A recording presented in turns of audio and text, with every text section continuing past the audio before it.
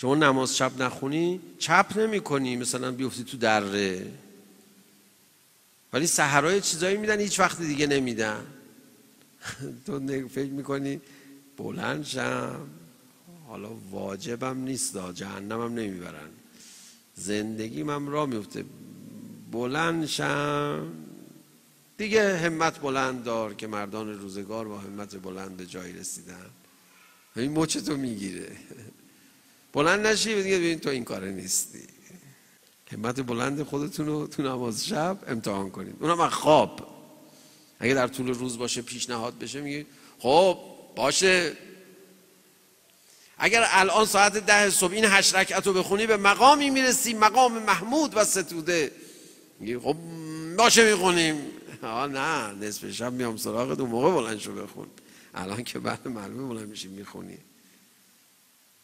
معلوم نیست چقدر این کاره ای. 300 مرتبه العفو میگی، یعنی من خیلی میخوام پاک بشم، خیلی میخوام مقرب بشم. 70 مرتبه استغفر الله ربی و اتوب الیه. والا تو نماز شب شاید 70 تا گناه به ذهن نتونی بیاری. دین رو باید برای بردن بالاترین و بیشترین لذت جستجو کرد.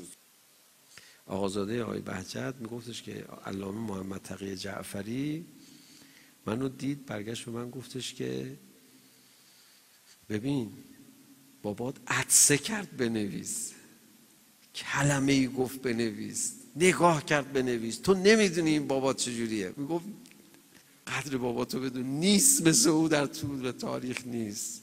اونا باید از آقای بهجت حرف بزن.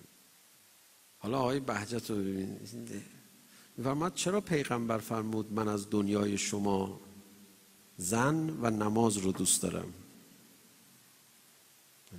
این حدیث پیغمبر اکرم و شرحش رو از آقای بهجت بشن.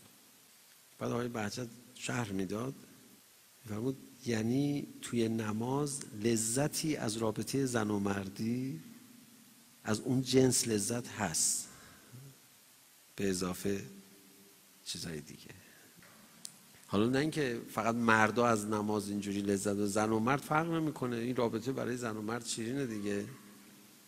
اینه که من دیگه نگفتم که این سخن پیغمبر اکرم شارژ آقای بهجت. دیدی من اصلا من نبودم، تقصیر من نیست. وقت نگید که تو همه رو آوردی میخوای با لذت تفسیر کنی. ما میریم سر سجاده، این انتظار رو نداریم، خیلی بیمزه ایم.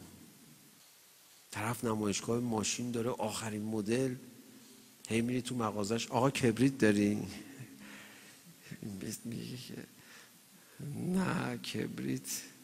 بعد برای این که دیگه شما رو را بندازه میره چند کبریت میخوام، هر روز میاد آقا کبریت داری؟ میاره میذاره اونجا کنار چند تا بنز و چی، آقا کبریت داریم بیا، میخوای پول بدی؟ می نمیخواد، برو. خفه کردیم ما رو از بس گفتی کبریت داری.